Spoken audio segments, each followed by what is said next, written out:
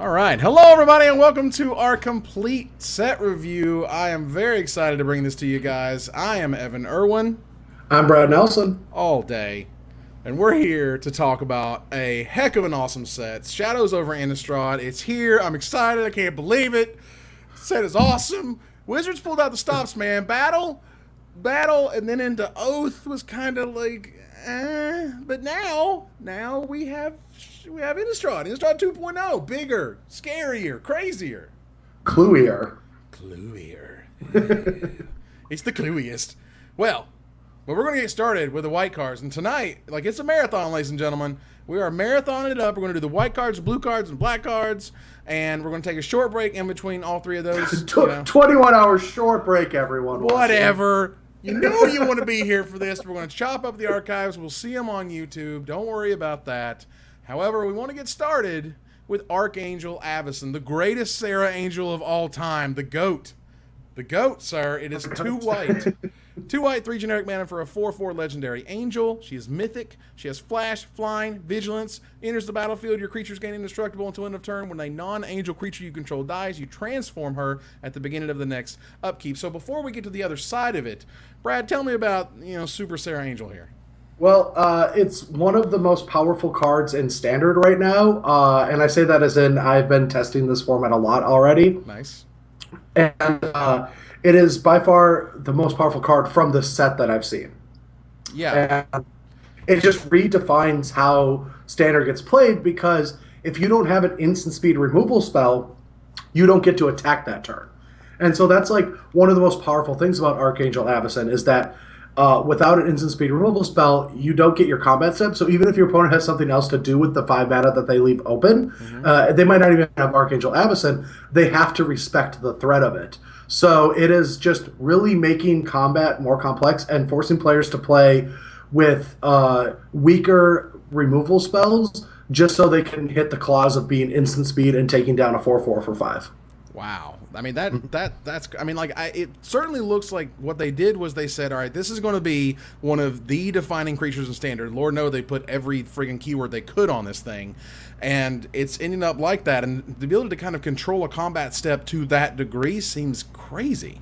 Yeah, and then just Vigilance allows it to just start attacking in the air. There's a lot of Thopters in the format that it's blocking and attacking through. And just being a 4/4 also means that a Chandra has to, 86 herself to be able to deal with an Archangel Avacyn. So for 5 mana for this card is a great rate, and even the other side is just a game-winning effect. Right, so let's get to the other side now. When a non-angel creature you control dies, you transform her at the beginning of the next upkeep into Avacyn the Purifier, a 6/5 flyer that whenever it transforms into Avacyn the Purifier, it deals 3 damage to each other creature and each opponent. This includes your creatures, but mainly wraths their board. Is that correct?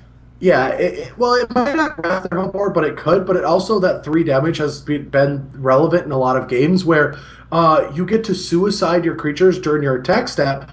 They normally would just chump, you're chump attacking and they're just going to eat those creatures, but it forces the Avacyn to flip, and if they don't have an answer for that, they might not even be able to block, say, a Knight of the White Orchid.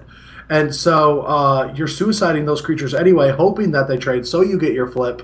And even attacking, there's just a lot of board states where the opponent doesn't want Avacyn Archangel to flip into the Purifier, so that they just kind of don't get to attack or block. Right. And so, when this card is on, it's really on. And even killing your own creatures has been done, especially with Scions or something else. You could just kill one of your own creatures to get this flip to happen, and it's just such a devastating effect. Wow. So you could say... It's the new Bonfire. This is the Bonfire of the Damned of the format. It's at instant speed. It doesn't have a miracle effect, but it is going to be played for a very long time. We're only scratching the surface of what this card goes into which decks. I don't think you just slap it in a deck and then say my deck's better because it has 4 Avacyns in it. But decks built with this in mind, this effect has just been phenomenal. Yeah, I mean, and correct me if I'm wrong, you can play another Avacyn, Archangel Avacyn, while you have an Avacyn the Purifier out. Is that correct? Yeah, yes, you can flip, and then when this creature transforms is a trigger, much like Ravager of the Fells was, Right. where you'd flip into a 4/4 and then put the 2 damage on the stack. And in response to that 3 damage, you can play another Avacyn to protect all of your creatures that have less than 4 toughness. Jesus Christ, Yeah. that card is ridiculous. Yeah, but if they respond by killing one of those creatures, then that Avacyn will flip and legend one of them out. Sure, But yes, you can protect your creatures from the Purifier with an additional Avacyn Archangel. oh my God, that's ridiculous. So that card is easily one of the best cards in the set. Not close.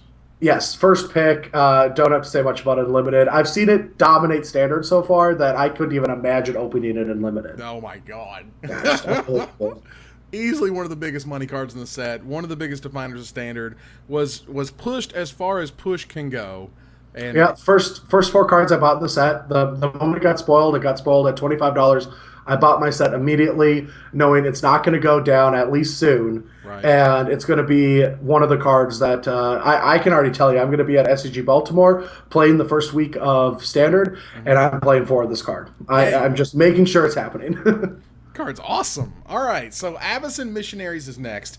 It's a white and 3 generic mana, 3/3. It's an uncommon human cleric, and at the beginning of your end step, if it's equipped, you transform it. Now, the inspiration for this card, as revealed, was the Ghostbusters, because when they have their proton packs, all of a sudden they're BAs.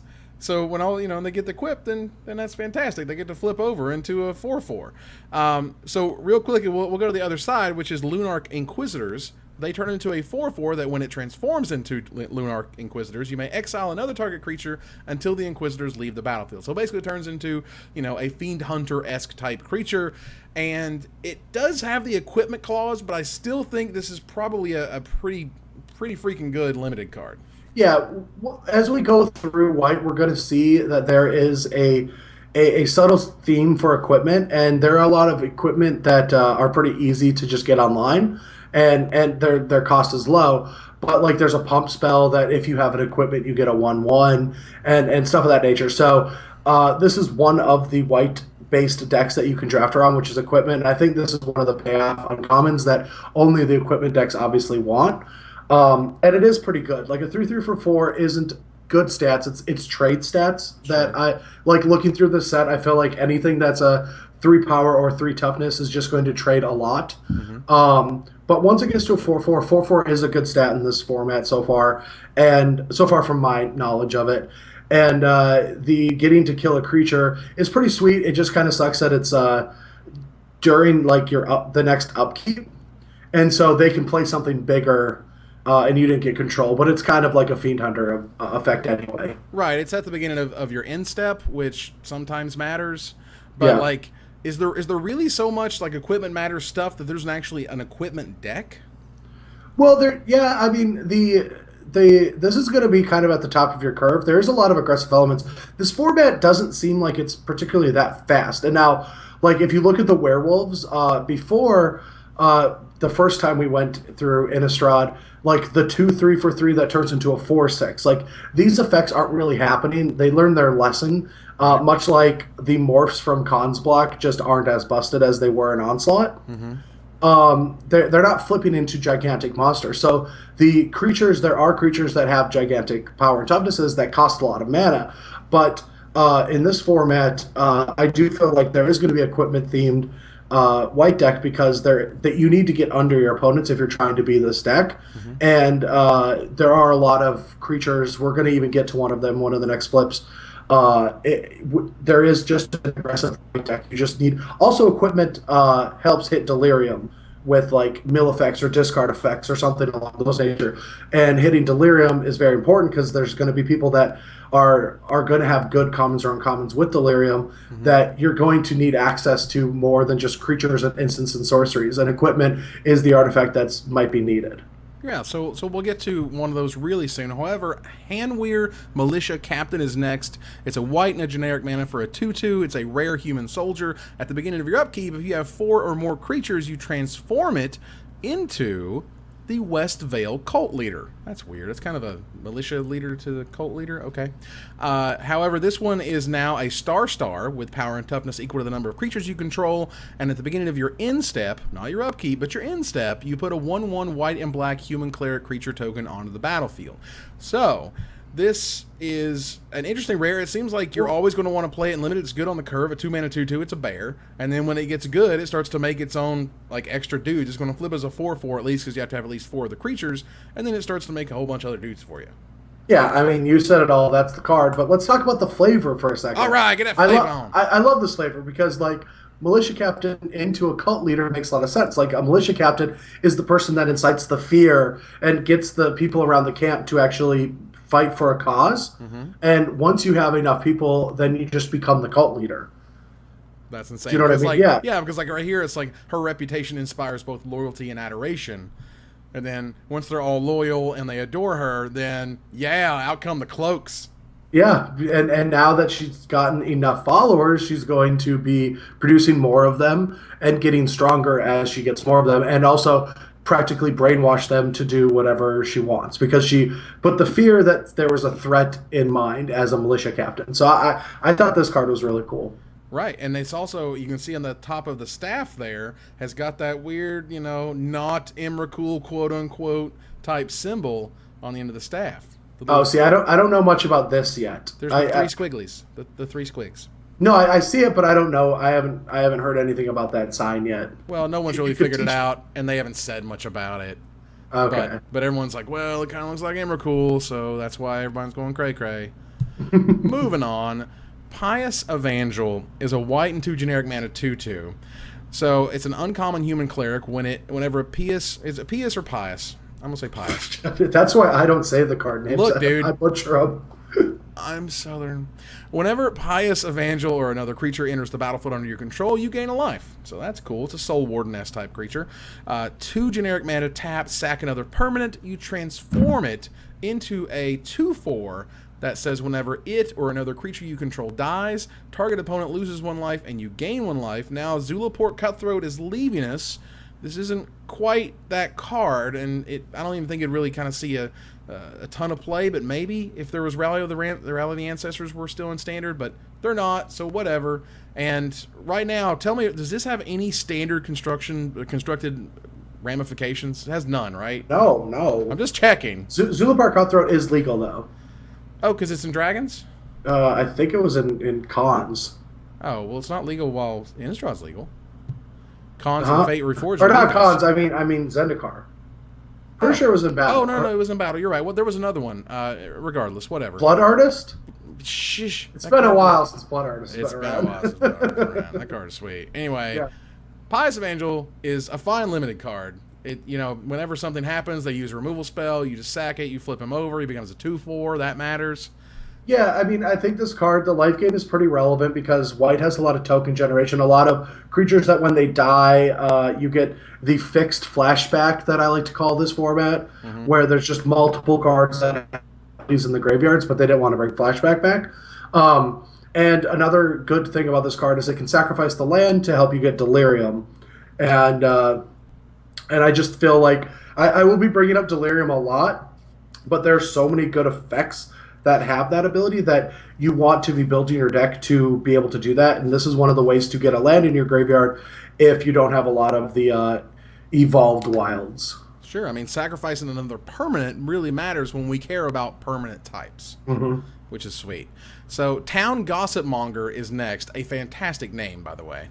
Yeah. It is a 1 white, 1/1, and it taps, and you tap an untapped creature you control alongside it to transform it into the Incited Rabble. Yeah. Incited Rabble. It's a 2/3 that attacks each combat if able. 2 generic mana, : it gets +1/+0 until end of turn. This is a 1 mana 1/1 that actually seems playable. Yes. This is the understand how to build your deck card where it goes from white to red, which you're going to probably want to put in white-red aggressive draft decks. And not all of the decks are going to want cards like this, but like the equipment hyper-aggressive strategies are going to, because there's not a ton of... There are more playable 1-drops, I think, in this set that I've seen in a long time in Limited. Yeah. Um, but this is one of the great ones. You can just play this into a 2 drop, turn this thing into a 2/3, and then by turn 3 you're attacking with two drops, let's say, Right. which is pretty big. And 2/3 is a pretty good stat. Plus, it's never really going to. It might cost you a turn, but it's never going to chump attack because 2 mana for +1/+0 isn't that bad of a rate. No, and I mean, I think Wizards also, I can imagine, I don't know, and it's obviously something me and you see because we see all these cards throughout the years, is that at some point, like, a 1 mana 1/1 has to be, like, really good or do something really awesome to see any type of play. Yeah, or not be a 1/1 at all. Just be a 2/3. Yeah, sure, why not, right? It's like Lantern Kami and Suntail Hawk. It's like, look, man, those things don't work anymore. You got to let that go. We gotta move on past flying men, basically. And these are the types of cards that let you actually like play a 1 drop and not feel bad about it. Yeah, and this card I do think is good. It wants to be in a hyper aggressive strategy, Hmm. and I haven't drafted the set yet, but it does feel like it is just a white and red card, hyper aggressive. Sure. So now we're going to get to the sort of normal white cards, the non-flip white cards, The magic back cards. the magic back cards. The first one being always watching. Yeah, it's always watching you. That's right. Like I got my eyes on you, buddy. Got 'em. And it is basically a glorious anthem for non-token creatures with a bonus on top of it. It's a 2 white, 1 generic mana rare enchantment. Non-token creatures you control get +1/+1 and have vigilance. So not only do they get the bonus, but they also get the vigilance, which is fantastic. Awesome. Yes. Always watching, other known as tangible virtue. Nice. Yeah. Nice. It's and very tangible. yeah. And it does seem really good in this format so far from playing with it. It will see standard play. A lot of people have talked about, including myself, talked about how good it works with Dragonlord Ojutai. Oh, wow. Yeah, just always vigilant. Wow. But other cards that are great, it's great with is just like the general human strategy does like this card. Because there's just a lot of anthem effects like this, and Thalia's Lieutenant, Right. Council's Lieutenant also is a pump effect that these decks want. So they have a lot of these anthem effects. Sure. But Archangel of Tides is a card that I think is going to see a lot more play now. Because this And curves right into it. well, that, and also we don't have the mana bases we used to, so we can play cards that cost more than one of each color type. Because our mana bases aren't going to be Smoldering Marsh into Prairie Stream anymore. Wow. So, like, Archangel Ties, like, it was such a drawback to play a card like Archangel Ties last format. Not, like, we could talk about, because Rally was a deck or Rhinos and stuff like that, but, like, the card is not bad. It's just your deck is bad because you get only white cards when every other deck gets 4 colors worth of good cards. Right. They And, play and so all now the that, toys. yeah, so now they don't get that. Now Archangel Ties is a premium card, really good with always watching because both sides of Archangel Ties is online at all times. Like when you attack with it, they still have to pay to block or attack, and so that's going to be a good standard combo for a while. That's fantastic. So get your Archangel of Tides right now. I agree. Wow, that is terrific. And also, Ojutai will always be watching you. Always. That's right. Angel of Deliverance is a lot of mana. It's a 2 white, 6 generic mana, 6/6 flyer with Delirium, and its Delirium trigger is whenever it deals damage, if there's 4 or more card types among cards in your graveyard, exile target creature and opponent controls. I'm not one to really hate on the fat flying fatties in limited, but it's weird that it kind of feels like I kind of have to. 8 mana is a lot of mana. It is, but I feel like this format isn't going to have that many hyper aggressive strategies. Okay. Like if you think about this format, there's a lot of clues. There's a lot of cards that come back from the graveyards. Clues generate more cards, which most of them will be lands as well. Like you're just going to hit like more cards in a game of limited, therefore make more land drops, play more spells. Right. So I feel like getting to 8 mana is going to be easier in a format like this as opposed to other ones when both players are going to be drawing, like, I don't know, let's say 3 extra cards a game, Sure. maybe more. And so I feel like there's going to be a lot of trading, a lot of things just bouncing off of each other, and then like the big threats are going to like win a lot of games, and this is just one of them. And I feel like getting to 8 mana is not difficult and limited because of all the clues. Right. I mean, I think in sealed, like you're 100% running this, no question. In draft, obviously it depends. Like if you're playing the white red aggressive deck, this is not really making it. No, But if you can kind of make it last, maybe do some more of a control shell, you could possibly get there. yeah, And I also think like the original Innistrad was so fast. If you like screwed up your 2-drop or your 3-drop, a werewolf could just run you over, and that's not really the case anymore. yeah. You're not going to have to face down a 4/6. Like the werewolves flip into +1/+1. So I do feel like this format is going to be slower, and it's because of that. Like if and there's no real travel prep. There are like some kind of effects like that, but not a common that abusive. Sure. So Angelic Purge is next. Now this card is super exciting for me, and I'll tell you why in a minute. It's a white and 2 generic mana sorcery. As an additional cost, sacrifice a permanent, and you exile target artifact, creature, or enchantment. First of all, it seems really terrific, but this is an awesome card in Pauper. Pauper loves this thing. It works in the white-black sacrifice deck. If you want to try the white, black, and green sacrifice deck, you want to try the white and green sacrifice, like you can do all these different things. It's a great card as a common because now I have a new toy to play with that answers all the things. I can't get away from hearing about Popper. Like Michael Majors and Jerry Thompson have been talking about it lately. Yes! Like, is it getting more popular? I don't know. Like, Popper used to be a thing, and then for a while I didn't hear about it. Is I it know that they just got leaks, so I guess people are starting to play it more. Yeah, I mean, I guess it's getting more popular. Ooh, Oh, dropping it. Thank you. Thank you very much. This card is sweet. Not only does it help make delirium happen, but it also just removes a problem in the process. It seems like one of the best pieces of white removal. yeah, and there's a lot of cards. We'll get to it. Thraben Inspector that you can like replace Thraben Inspector with the clue, and extra clues can be popped to Angelic Purge. It's a premium removal spell in this format because of clues, because of the cards that generate clues. You're just like not really losing value from 2-for-1ing yourself this way anymore. Sure. And they saw that. Like they noticed that you can get rid of a permanent pretty easily because a lot of permanents come back with flashback. I'll say flashback. I don't mean flashback, but I don't I don't know what else to say.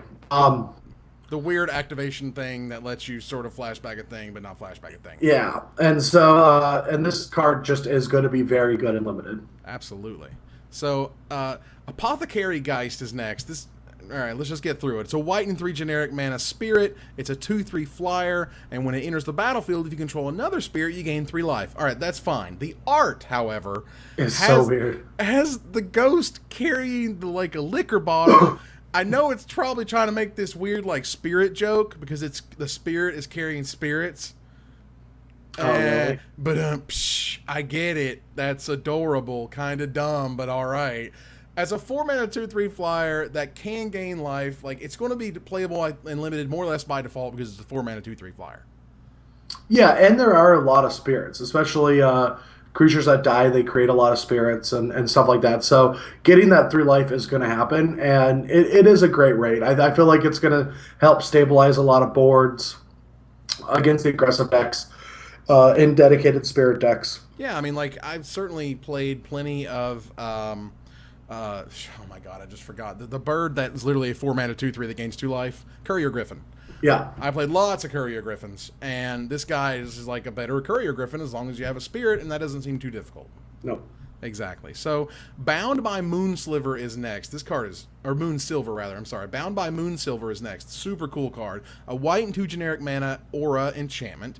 It's uncommon, and the enchanted creature can't attack, block, or transform, which is a really interesting phrase. You may sacrifice another permanent : attach Bound by Moonsilver to target creature. Activate this ability only when you can cast a sorcery, and only once each turn. So it's basically one of the best arrests of all time.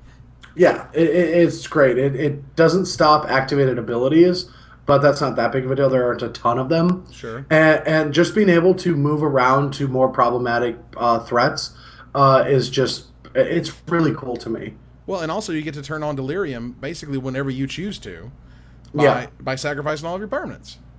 Not all of them. Well, not every one of them, you know what I mean? But like, I think Yeah. that's really cool. I get it. I mean, it's more like a pacifism. It's the best pacifism ever made, but still super neat. I love that it can't transform. That's my actual favorite. It is cool just to see those effects in our niche draft or limited formats. Yeah, niche niche. Bygone Bishop is a white and 2 generic mana 2/3 flyer, so he's already good. He's a rare spirit cleric. Whenever you cast a creature spell with converted mana cost 3 or less, you investigate, which is our first iteration of investigation. Investigate as a mechanic seems really cool. I think a lot of sort of Magic mechanics have kind of gotten pigeonholed into like everything is kicker, everything is buyback or everything is flashback, or like all these mechanics could just be like another form of X.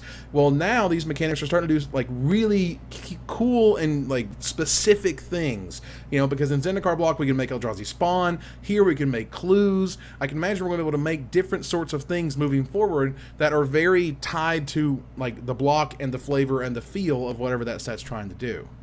Yeah, they're definitely pushing flavor in a lot of just the storylines in depth in the cards themselves. They're just personally, I just feel like WotC is just doing a better job with Magic R&D overall. Sure. I just love the design and the development. I've had fun playing all these sets, and Clue is cool because before I start playing with Clues, I assume they were bad because they're new, and they're tied. They're an Of course they investment, are. right? Yeah, every turn you have to pay 2 mana to get your card out of it. But these Clue cards are actually really good in the standard. I've been very impressed with a lot of the ways to generate clues. Oh wow, clues in standard, you say? Yeah, clues in standard. I like this card's busted limited. Like you'd rather open Abyss, but this is also a rare you're very happy to open. And yeah, and limited clues are just going to be everywhere. You're going to be drawing all these cards because how many times in limited do you have extra money? A lot. Sure. And being able to generate cards just gives you this velocity of getting more ways to get clues. And the rare effects that are going to constantly keep churning over your deck are really good. And even in standard, I've seen cards like Bygone Bishop be pretty impressive. Wow, that's Yeah. fantastic. Well, one of the things I noted was that giving white card draw is kind of dangerous because white is the color that can answer all the things. But I'm like, well, they had things like Mentor of the Meek, for example, that would draw cards based on like playing little dorks, stuff like that. But clues are kind of the first time they really like specifically said now white can draw cards in this way. Yeah, but at the same time, White always gets the shaft on all doing all the cool things. They gave Black removal and card draw and life loss and good creatures, and they gave Red reach and first strike and good planeswalkers and like they all get all these effects. Give White something. I think White is actually the color that they have to push the removal and the threats because that's all they do. Well, I mean, So they got Gideon, yeah, but Gideon's not good anymore. but Gideon. Every creature's a 2/3 now. Like Gideon's not that good anymore. Well, I crap. mean, it's playable. You can play it. It's not like how devastating it was right when it came out. It wasn't even that good. Like Ben Stark top aided the GP a couple weeks ago, or not Ben Stark. Sorry, Martin Juza top aided with one Gideon in his Hobzon list. Like in his Wow. main deck, he had one Gideon. Like it's they Wizards does a really good job of making a card very good and then bad or bad and then good. Like they don't want these cards to just control the whole format because when that happens, like Siege Rhino, we really get sick of it and we start seeing drawings on the internet about goodbye Siege Rhino. Yeah, absolutely. And goodbye, Seed Rhino, because we're not going to miss you. Yeah, we're not going to miss that card because it took over for too long. But like, I don't think Gideon's going to be that big of a threat moving forward. It's going to be a card, but you're not going to be able to lean on it as hard as you have in the past. Gotcha. All right, so Cathar's Companion is next. It's a white and 2 generic mana 3/1. It's a hound. There's a doggy right there. Whenever you cast a non-creature spell, it gains indestructible until end of turn. Now, this can lead to lots of blowouts and cool effects and cool moments, but usually these types of cards in limited are not consistent enough to rely upon because like when they work they're amazing, but when they don't work they're just bad. I mean, but it's still hard to be bad as a 3/1 for 3. Like, I'm not. I am saying like if you look through white, there are a lot of 3 drops, and this is going to be one of the weaker ones. It might be one for like the more aggressive decks. Sure. Like the red white equipment, where if you played equipment, it gets indestructible, so it can't really be blocked that turn. And there are pump spells and tricks, but I do think that it is going to be good in decks like that, and it's. I guess I haven't played this format, but it's tough for me to say that a 3-1 for 3 is ever going to be like actively bad. Sure, I mean it could be on the curve, but with one toughness, the one toughness thing is what gets me. Yeah, I mean, I've jammed some, some of the 5-1 Crocs for 4. They're not good, but they do their job. They got there. They did a Yeah, thing. the fear of indestructible is also pretty good on this card. That's true. Just the idea of like you just turn it sideways, like confidently, like attack, go. What are you gonna do? You gonna block it? You don't want to block Probably block it. it. Chaplain's Blessing is bad. It's a white sorcery for 1 white mana. You gain 5 life. Period. Dot dot dot.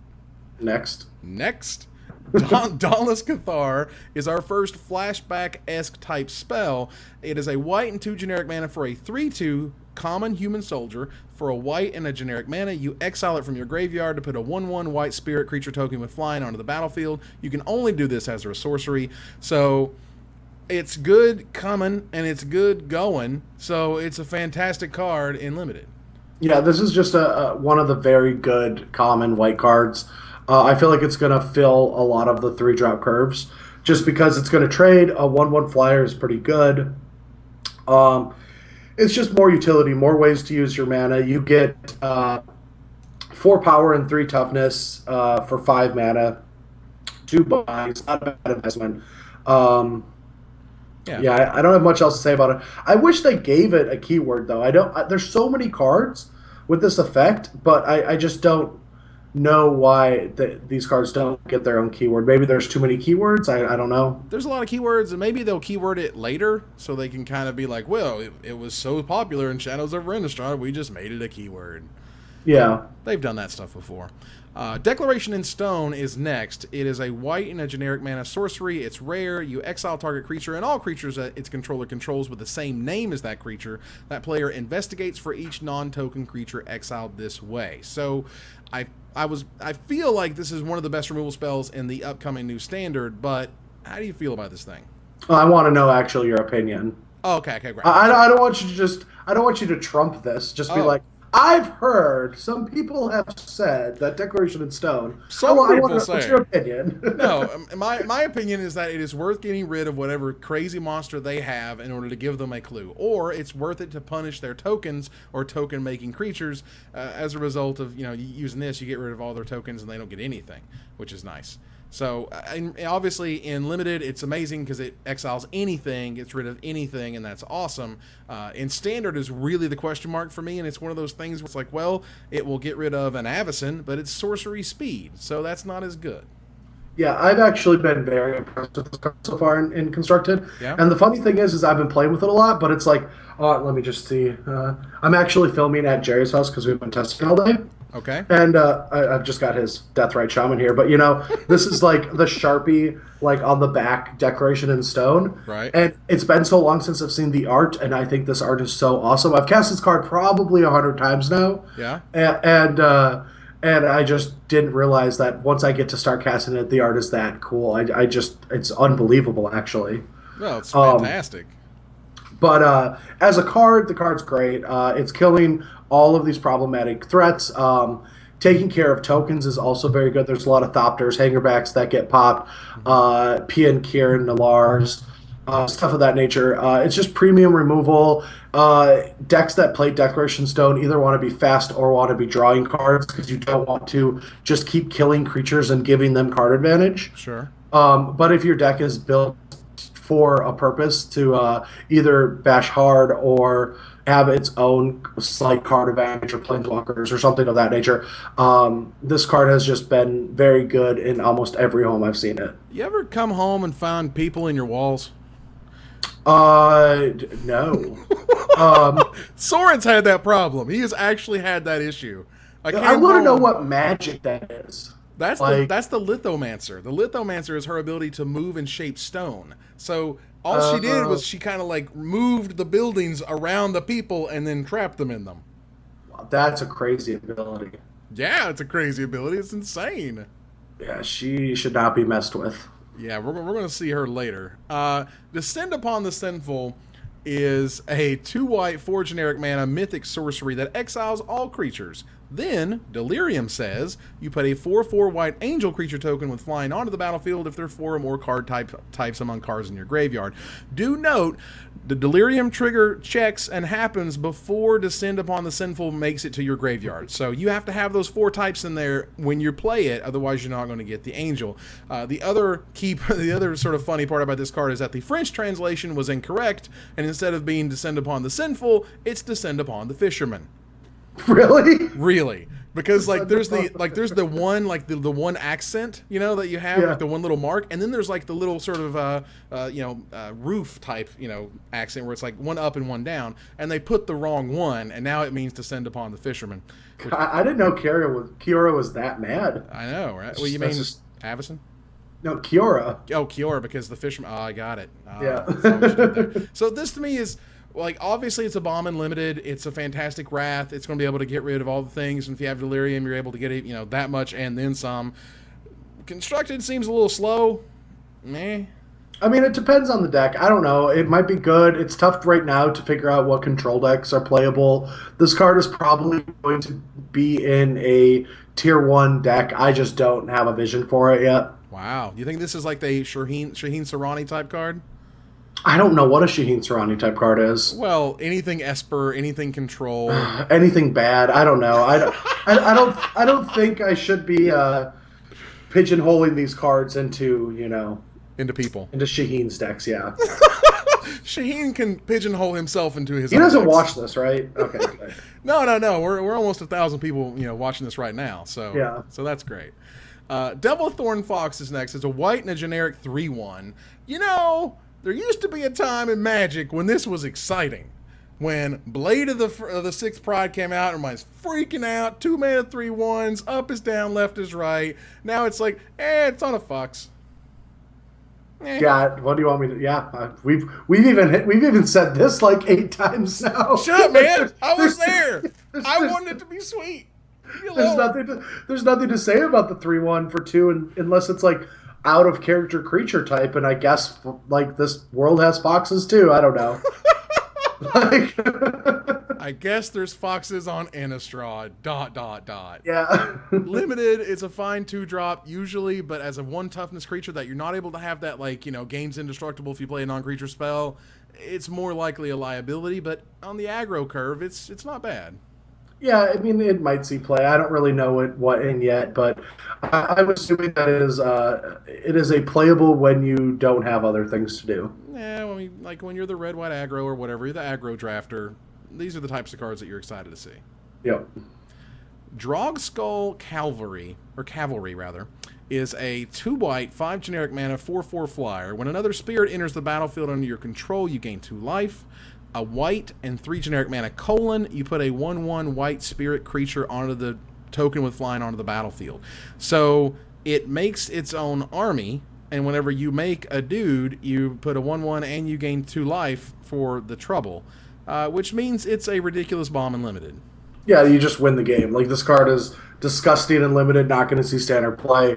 I don't even think I need to explain how you play this card in limited. You play it, you untap. If you have an 8th land, you just go off and start attacking for 4 in the air, making 2 chump blockers that gain you 4 life. So you're practically dealing with 3 threats if they have them. Like, I don't really know. Yeah, this bomb limited. So it's Nutsy McNuts. Captain Nuts a lot. Yeah, get to 7 mana, you probably win the game unless I kill you or kill it. Yeah, they have to kill it basically immediately. You have to kill this now, or I will just run away with the game as a result. Yep. Eerie Interlude is an interesting take on the Ghostway. It's a white and 2 generic mana rare instant. You exile any number of target creatures you control, return those cards to the battlefield under their owner's control at the beginning of the next end step. So, alright, you can blink things. You can make things blink. You can save things. I think this card is going to be a good sideboard card for white aggressive decks to beat these Wrath effects or Chandras. Mm-hmm. And that's about it. I mean, it can get your Reflector Mages to turn on again if you're splashing blue. Outside of that, it's just a sideboard card. Like, you're not going to need a lot of removal to beat deck, like most of the decks that have Chandra, or hopefully you won't. Sure. And If you really need an answer to that effect, this is one of them. But for the most part, I'll say it. I just feel like this is just another ghost way for Commander.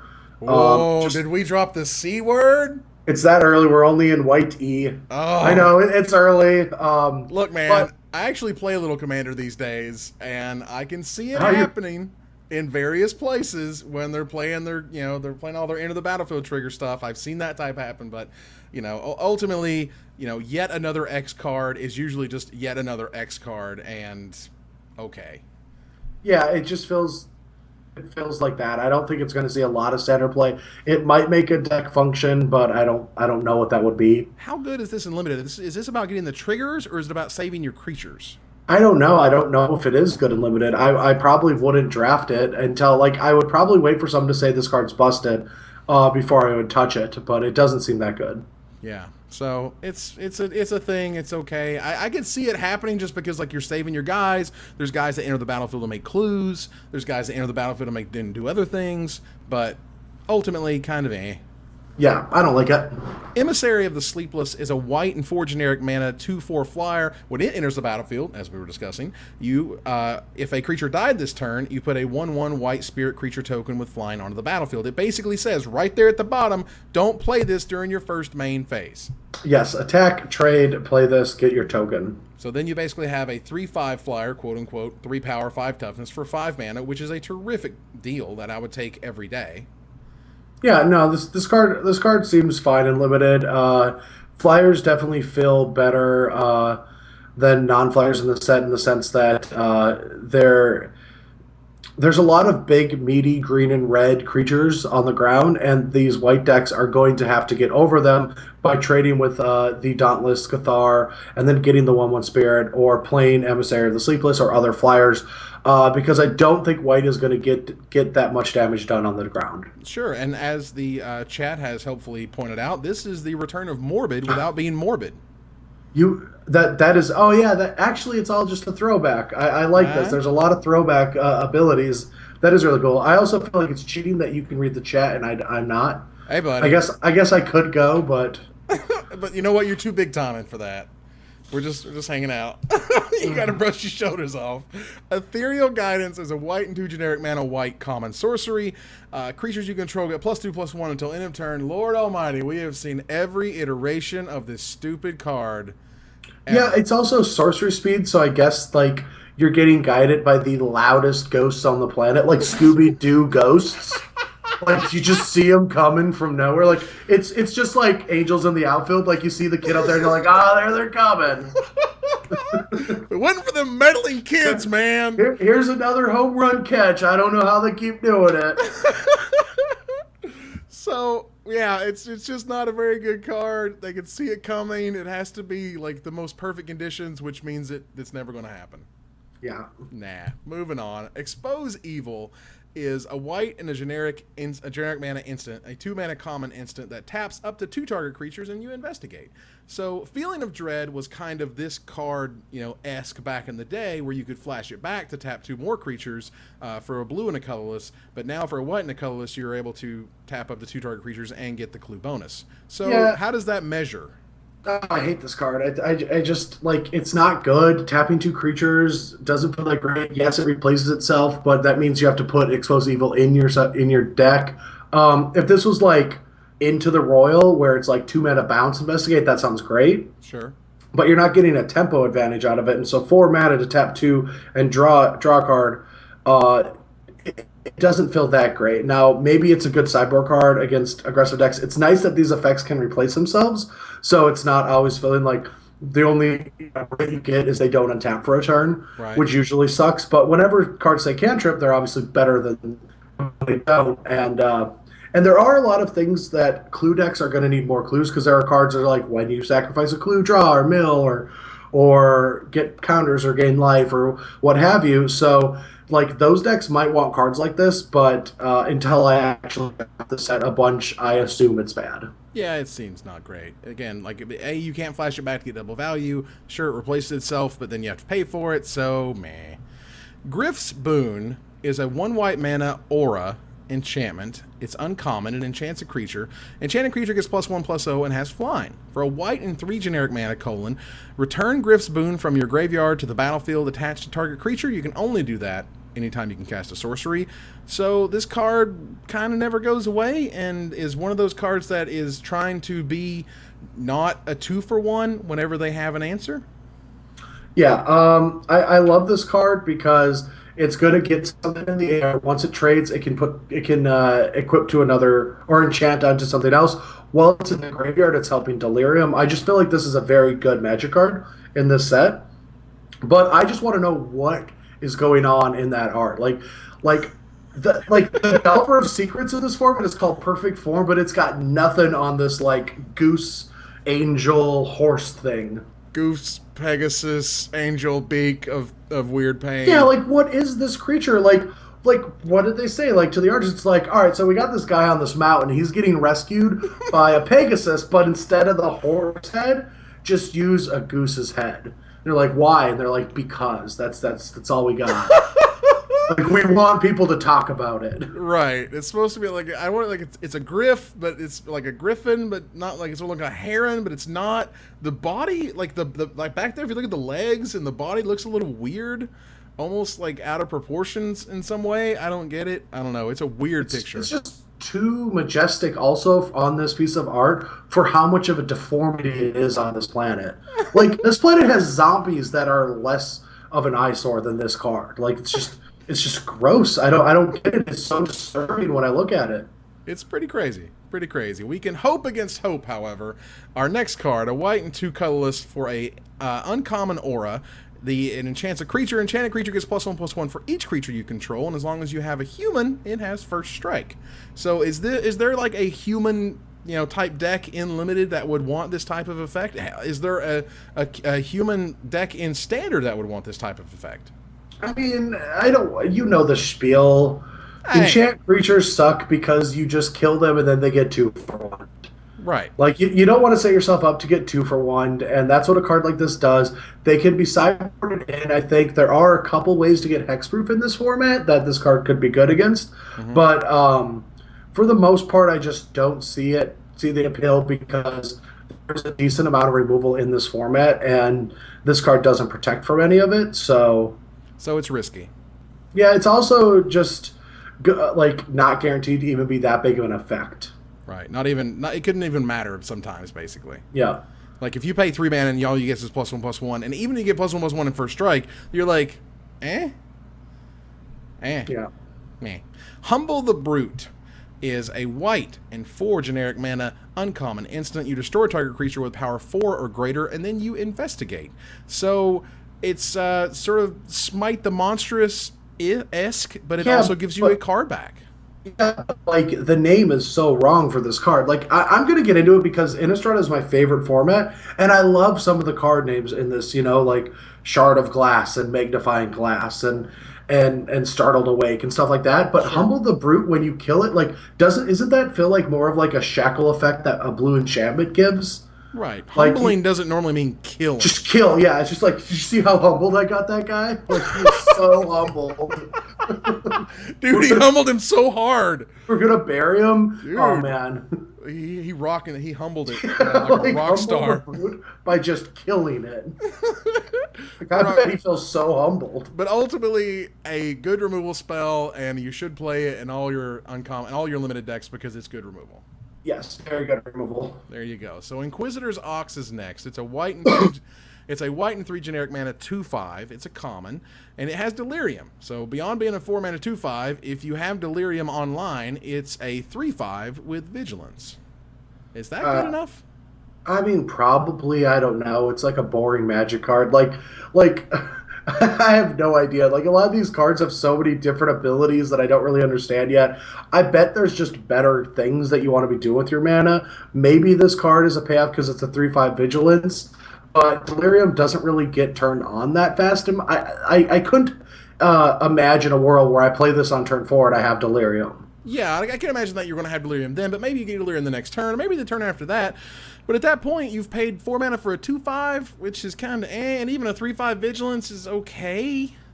Yeah, I mean the Eh, well 3/5 for 4 is you're getting 4/4 stats out of it, which is pretty good, and 3/5 means that you're going to be able to bounce off a lot of creatures at 4 and 5 mana and just always be threatening to kill anything that costs less than 4 mana. So like that's pretty good, but it has to get delirium, and I just feel like I don't know how many 4 drops you're going to want in every deck, but like I feel like you're going to have more than enough to not want to play this card. I feel like it's like a fine, mediocre Magic card. It's one of the bad cards of the set, but still playable because they don't want too many cards to be unplayable. right.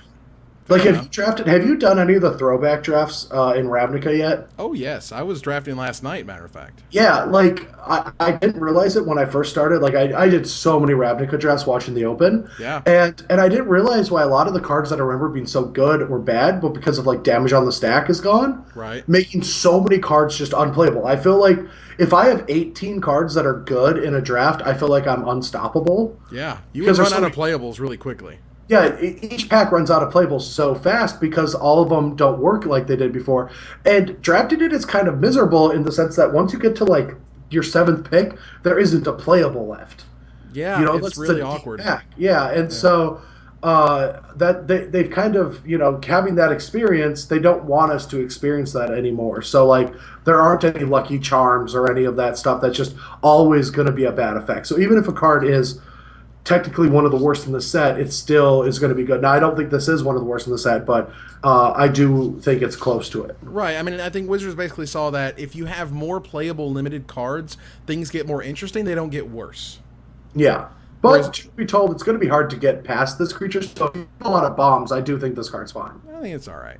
Inspiring Captain is next. A white and 3 generic mana 3/3. It's a common human knight, and when it enters the battlefield, creatures you control get +1/+1 until end of turn. Now, we've had these types of effects before, and they've been okay. Like when you're ahead, they always felt really good, but when you're behind, it feels like, play it, trigger whatever, and then go.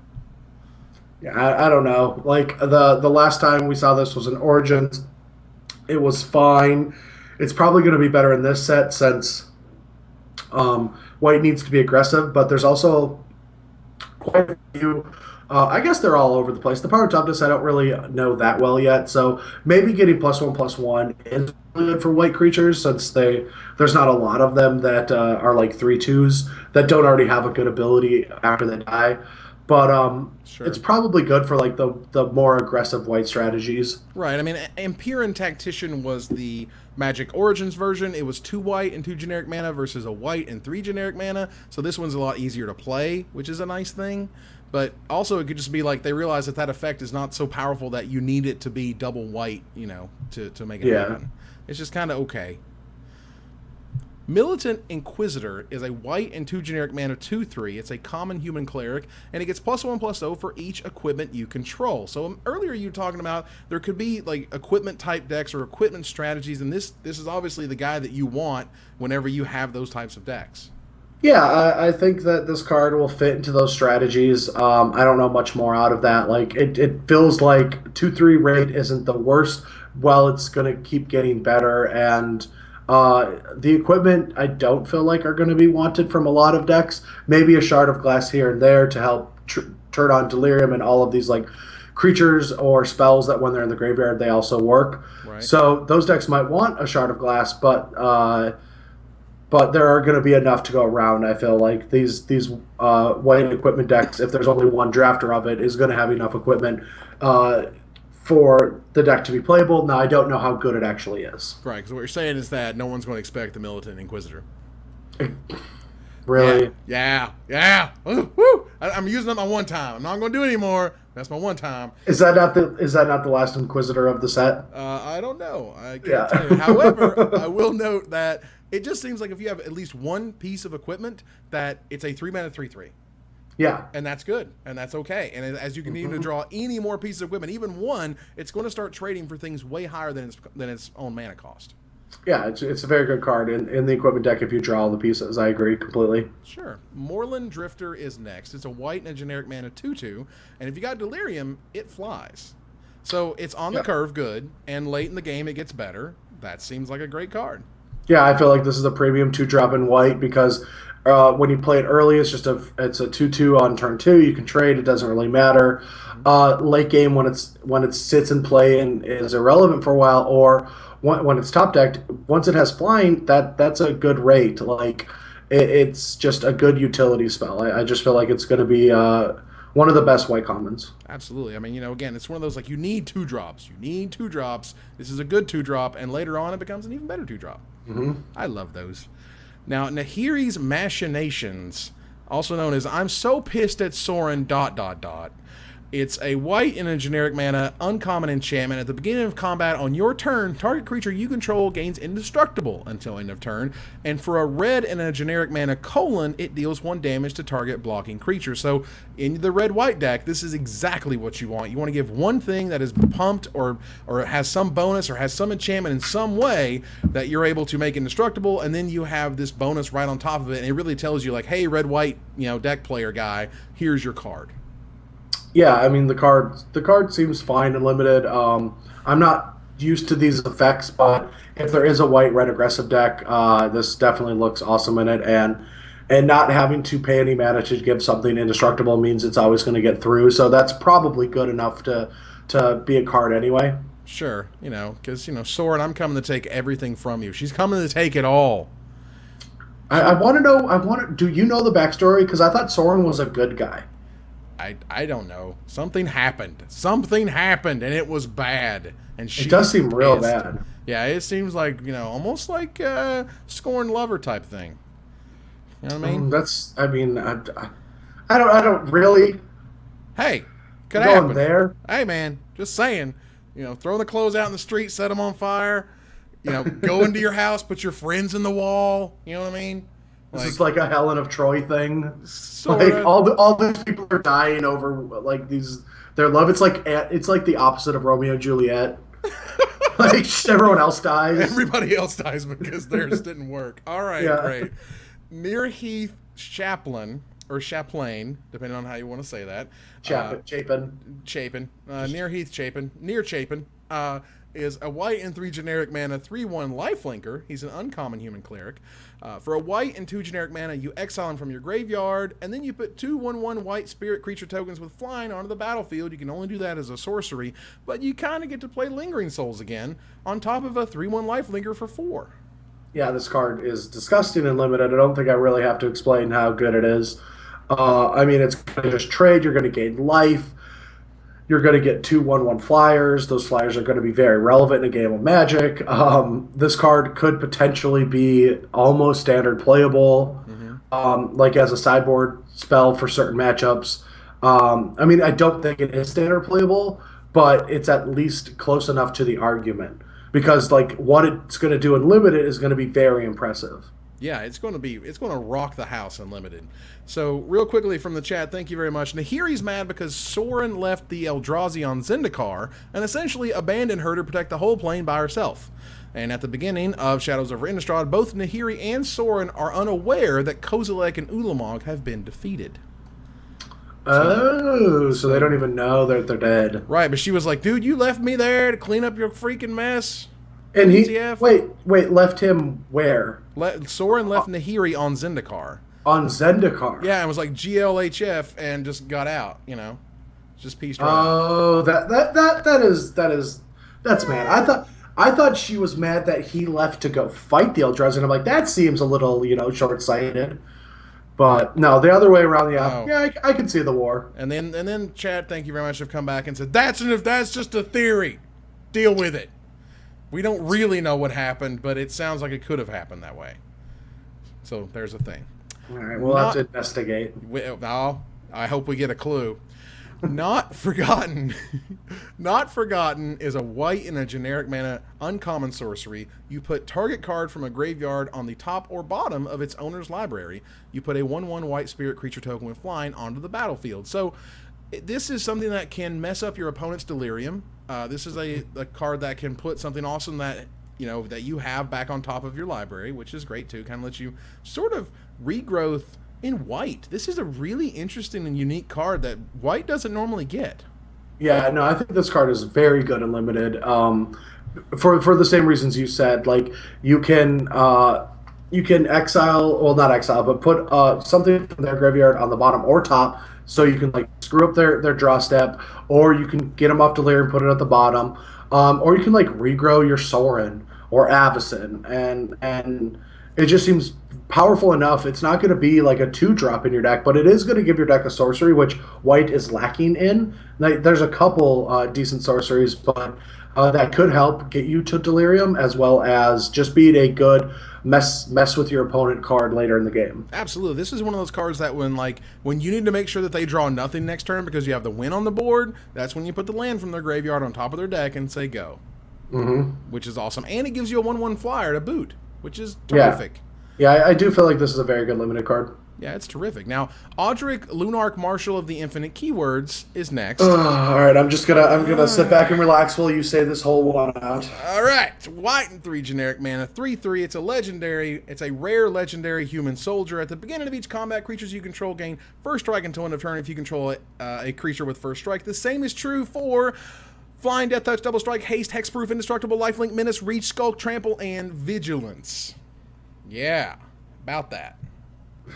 Yeah, but not prowess. No, and not tribute, as I said in the show, because it's not the greatest mechanic. It's just a tribute. All right, so you're welcome.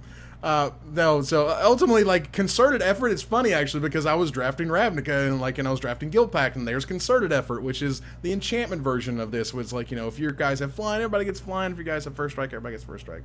And this guy is like, let's just put like every keyword ever on this thing and see what happens. Yeah, pretty much. In limited, like, obviously, like, the goodness is going to go all the way around. White has plenty of flyers in lots and lots of ways. So a lot of so this basically almost says, by and large, you're always going to give your team flying. But if they have, like, flying or hexproof or even death touch, if you're white-black, like, it could be pretty good. Yeah, I mean, hexproof is a pretty bad one, right? Like, you have this small window of hexproof. I mean, it's fine, but I do agree. Like, this card is just, you're gonna play it. It's a rare that feels like not a rare. Like, it's a rare and limited. It's not gonna see constructed play. No. This is not in any way constructed playable, in my opinion. However, it's cool, it's neat, it's interesting. But whenever they start putting keyword soup on there, my eyes start to glaze over a little bit, and I'm like, what is happening? What are we doing here?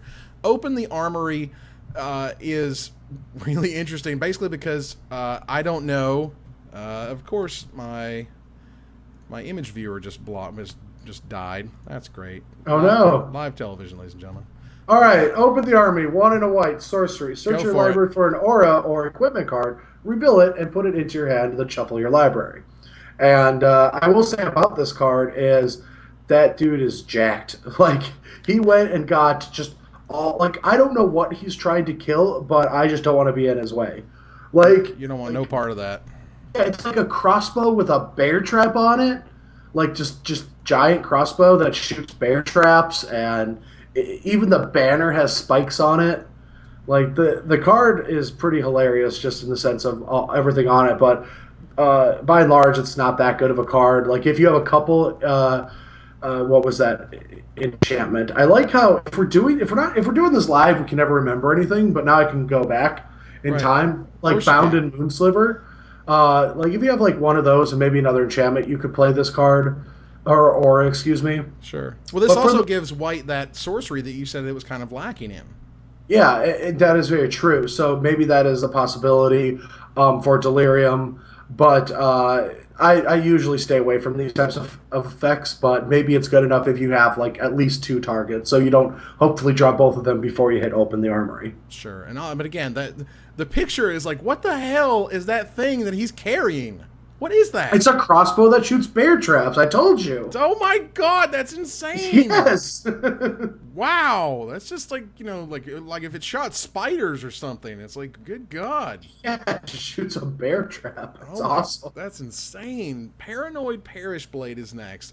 A white and 2 generic mana, 3/2 uncommon human soldier. It has Delirium. If you have Delirium turned on, it gets +1/+0 and has first strike, as long as Delirium, of course, is in your graveyard. So then becomes a 4/2 first striker. So this seems to be super good in the aggro deck. It's great on the curve, and when you have Delirium, it's starting to trade up in value. Yeah, very good card. Yeah, so this is a fantastic card. It's good. It's uncommon for a reason. If you had a whole bunch of these, they could get out of control. But you always generally want to be playing with something like this in your aggressive decks. Mm-hmm.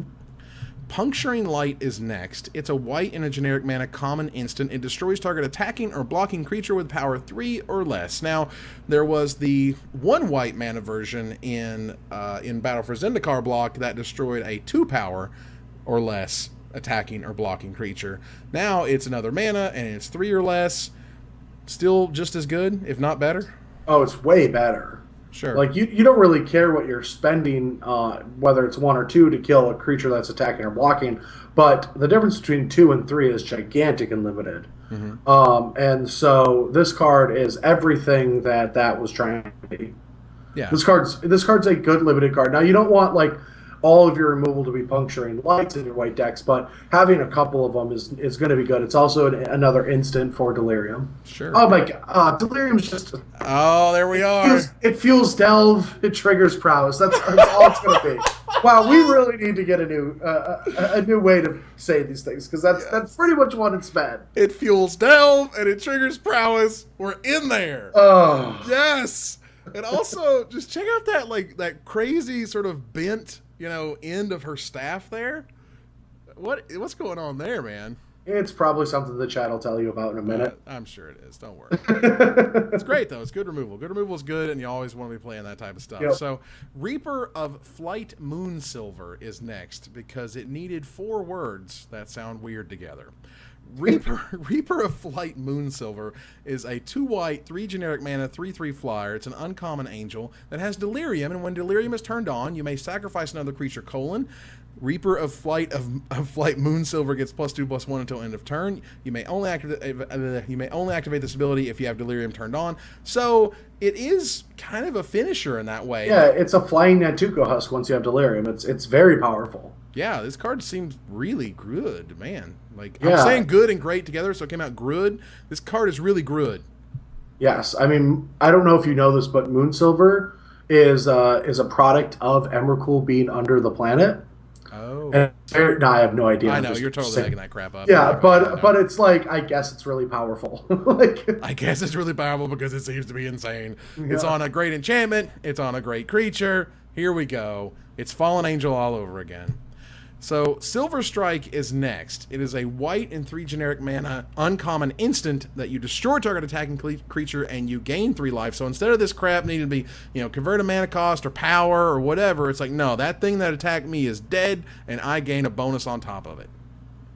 Yeah, I mean it's a good effect. I really like this card. It's going to be unbelievable and limited just because gaining 3 life and destroying a creature for the rate for 4 mana. Like we've had this effect many times before, and we never gained this life. And in this format, I think it's going to be very important for white decks to be able to stop the bleeding as opposed to find a way to win. Right. Unless you're like the hyper aggressive deck, but this is going to be a much needed removal spell for the slower white base decks. You know what? You know what this card's also good at? Huh? Fueling Delirium. Oh, wow, you're right. Yeah. You're correct. Helps Delirium. Now you must end every card that way. It fuels Delve. It triggers Prowess. Yeah. Got there. And turns on Delirium. It sure does. Turns it right on. Spectral Shepherd is next. It's a white and 2 generic mana 2/2 flyer. It is an uncommon spirit, and for a blue and a colorless you return target spirit you control to its owner's hand. Not just itself, it could be any spirit that you control. So this is the white-blue spirit deck type card that melds all of those together.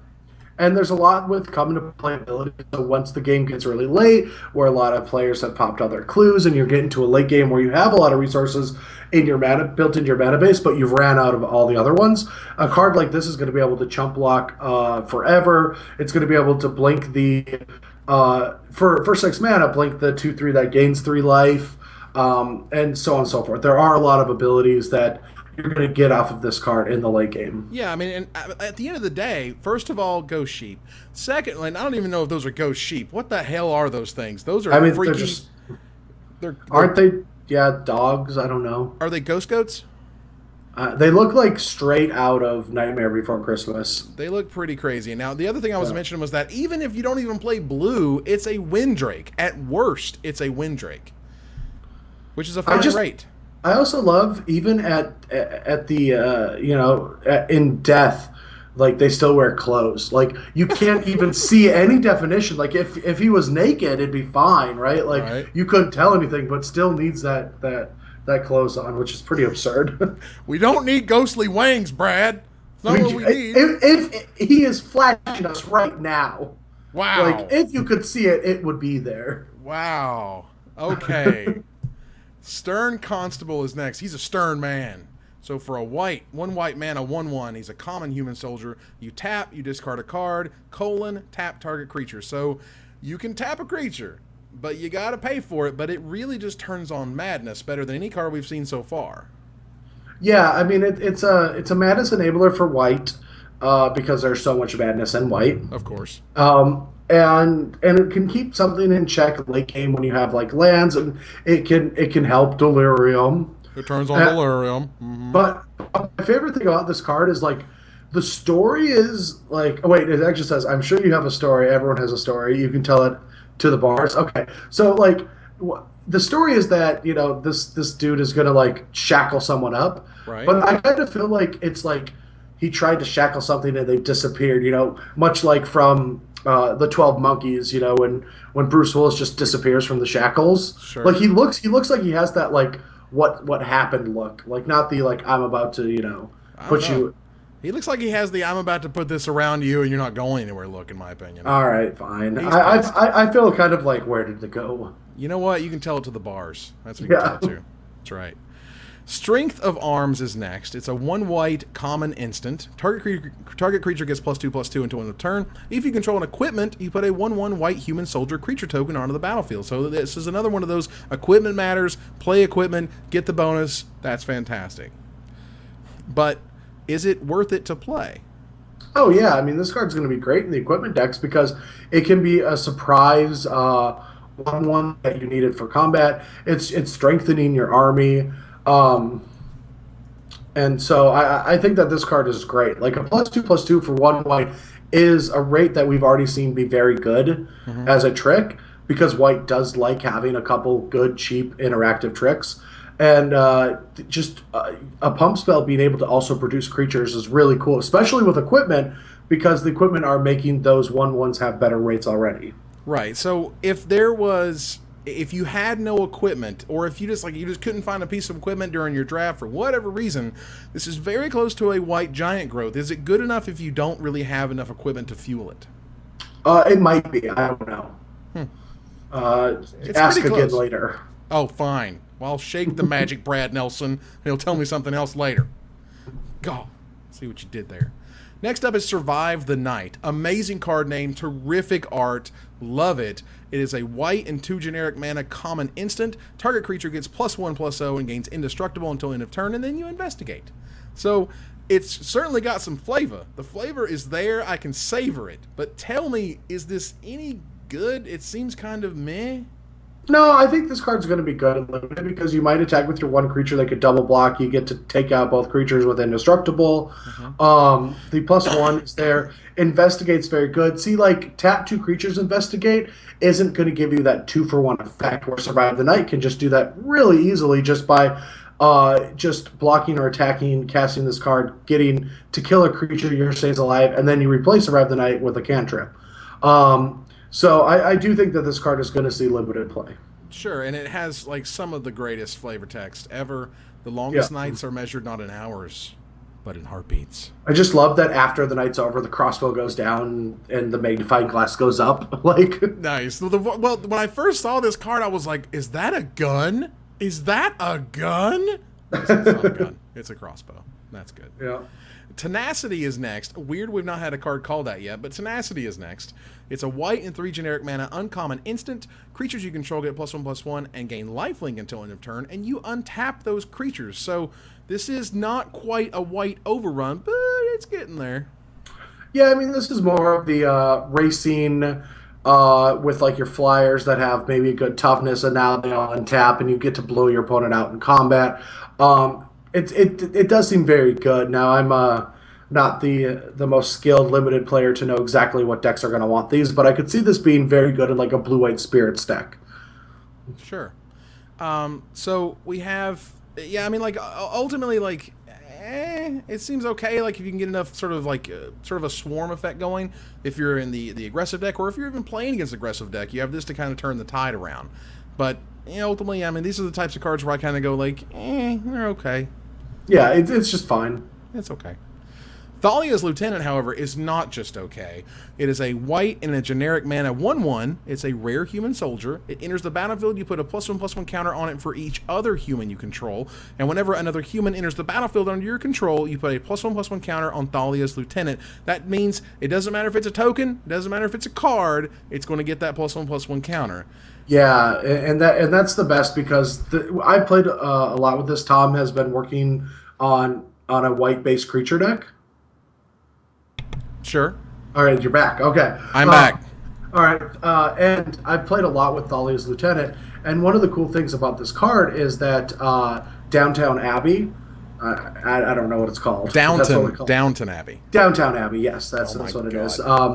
Also triggers this, so like that happens a lot. So this card has been phenomenal, though. Sure. Well, we're talking about Westvale Abbey if we're talking about the card in this set. Yeah, but it's Downtown Abbey. It's Downton. Like there's no W in it. Oh, it's Downton. Yeah. Okay. Sorry, I keep thinking it's Downtown. Sorry. Something British. I've never watched it. I didn't know. You should. It's actually a surprisingly good show. Is it about like a hospital? No, it's actually about a manor that is like has very rich people who own it and live there, and it's about the people who work in the house and the drama that happens in them. And it's one of those like I thought it was going to be terrible, and it ended up being like actually pretty good. All right. Like it's one of those like I was watching the first episode and I'm like, if this starts sucking, turning this off, and then I like watched 3 episodes in a row because it was so good. Now, moving on. Let's see. All right. Oh. So to be clear, thank you, chat. When it enters the battlefield, it puts a +1/+1 counter on each other human you control, so it spreads the love. And then it starts getting bigger. Yes, the card is just phenomenal. Like I've even seen it like turn 1 Gideon, whatever Gideon's called, Kithion. Oh, Kithion. Oh, the old. Yeah, Kithion into Thalia's Lieutenant, attack for 3 on turn 2. And then you can start playing other allies to make Thalia's Lieutenant. Like the card can be played on turn 2 or 4. It doesn't really matter. I've seen this card just be very good. That's fantastic. So next up is Inspector Thraben. Well, it even has the right syllables for Inspector Thraben, Inspector Gadget. It's right there. We just call it Inspector Gadget. As you should. It's a 1 white mana, 1/2, and when it's a common human soldier, when it enters the battlefield, you investigate. That's what it does. That's what the Inspector Gadget does. Go Gadget Clue. Yeah, this is the green elvish visionary that you get to play on turn 1 to help your curve out. I've seen this card be pretty decent. It seems very good and limited because this is the card that I think that works really well with Angelic Purge. Just being able to sacrifice this 1/2 body later in the game to kill something. I just love this card a lot. Yeah, it's fantastic. And the artwork is just like, okay, it's Emrakul, we get it. Yeah. Thank you. The Inspector got there. Where is Emrakul hiding? Because it's an interdimensional being, so I understand that it could literally just be standing in the world, right? Yeah, it could just be like under everything, over everything, behind everything. I don't know. It could be in the moon, for all we know. From what some people were telling me, it's like Kozilek and what's the other one? Kozilek and Ulamog. They were like, think of them as like fingers on a hand instead of like these beings that were separate. And I'm like, I don't know, dude. You can create your ultimate... that fish thing, yeah. Yeah, you can create that kind of like, weird alternate reality thing if you want. It's fine. Anyway, Toppelgeist is awesome. It is a 1 white mana, 1/1 flyer. It's uncommon. It's an uncommon spirit. When it enters the battlefield, you tap target creature an opponent controls. At the beginning of each upkeep, if you have Delirium, if there's 4 more of those card types in your graveyard, you tap target creature that player controls. So this card is awesome coming, and it's awesome literally every turn thereafter as long as you have Delirium. This card is amazing. And this is one of the only cards that I've seen that doesn't have flavor text that I wish did, because the art is just adorable to me. Oh. Just the spirit walking around a cathedral, just like, doop. It's so sweet. Yeah, I just love it. Oh, I love it. And the card is like really, really powerful. Yeah, it is good. Like, you're gonna definitely need Delirium for this card to be good. Sure. Because it is just a 1/1 for 1 mana. And yes, it has flying. It's a Suntail Hawk, but it is probably good. Well, it does have an enter the battlefield trigger at least. So, like, at worst, basically, it's going to tap down something to let you get in for however much damage, which is nice. Unruly Mob is back. Unruly Mob showed up first. I think it was Avacyn Restored. Or not Avacyn, Avacyn Restored. Where would Unruly Mob have gone? They're still on Innistrad. Like they're still pissed. Yeah, like they're still humans. They're still like at the bottom of the food chain. Like they have to be angry. Look, man, you know what I've done? I've built pauper decks around this guy. Really? Yes. Why aren't you playing Tron? If I was playing pauper, I'd be playing Tron. If you're playing pauper, you should just play Tron. It's the best deck. I get it. I don't know. Is that a real saying? I just looked at the decks the other day, and that looks sweet. Like you get to play Bull Drifter. No, seriously, like Tron is one of the best decks right up there with Delver. Like Delver and Tron are two of the best decks in the format. But Unruly Mob is a fun card, super cool. I played it in the white-black sacrifice deck, and you play I can't think of anything right now. Anyway, you play Nantuko Husk and Friends, and you're able to make this guy huge. Oh, and then you Jace, and then you put creatures in your graveyard, and then you cast Rally of the Ancestors, bring them all back, and sacrifice to the Husk. That's not what I did. Is that where you're going? Oh, okay. That's not where I was going with that. All right. Moving on. Well, Unruly Mob in limited. In limited is like if your opponent. No, it's bad. If your opponent lets you make it happen, then you probably are going to be winning that game anyway because they can easily play around it. They can easily kill it. It's something that shouldn't be a real big threat. Yeah, it's not going to be. It's not good. Vessel of Ephemera is next. It is a 1 in white colorless common enchantment. It says 1 white and 2 colorless mana. Sacrifice it and put 2 1/1 white spirit creature tokens with flying onto the battlefield. So it's 1/2 of Lingering Souls, but it's able to get an enchantment in your graveyard to do what? To fuel Delirium. Yeah, I'm right there. Own it. But you're kind of paying 5 mana for 1/2 of Lingering Souls. Is that good enough? Yeah, no. This card is good. I think this card is good at limited. It's there for Delirium. I feel like a lot of times you're going to have like X amount of sorceries, X amount of instants, obviously a lot of creatures, and then you're going to have like one artifact, a couple enchantments, and like maybe a land that can be sacked, or maybe a couple ways to sacrifice lands. Sure. And a combination of these cards you need to find one of them, or potentially 2 if you don't draw one of your sorceries. So just having like these extra like artifacts or enchantments in your deck are going to go a long way. And that's why if you look at all of the artifacts and artifact creatures specifically, they're all like not that good. Right. Because they're already fueling Delirium, so people want to be playing with them. So if they made a really good one, then it would be probably a little overpowered. But the thing about this card that I want to talk about is just put yourself in a scenario where you're just at your desk doing your work, writing your letters, and you just have 2 trapped souls there. Like, how demented do you have to be that person? Like, think about it. Like, there's just 2 trapped souls in this thing for you to just look at when you're bored. For you just to hang out and say, like, hey, guys. And it's like, no. Yeah, it's so messed up to me. Like it's a really dark card in my opinion. Like, it's very dark. That's insane. Yeah. But that also brings us to the end of the white cards in Shadows over Innistrad. And as usual, as we do, we expect to take about an hour. And on white, we always take longer. We always do. Yeah. You know what? We got to get in that groove, man. We got to get in it. And I think we're pretty close right now. So what we'll do right now is we're going to take a short break. Thank you guys for watching. We're currently at over 1,200 people hanging out, which is great. Thank you. So hi, everybody. Thanks for coming. And so we will return in about 5 minutes to begin all the blue cards. And until then, we will see you in just a few minutes. I'm Brad Nelson. And I'm Evan Irwin. Tapping the cards. So you don't have to. Oh, we even got the ending in there. Thank you, Brad, for remembering that. I appreciate it.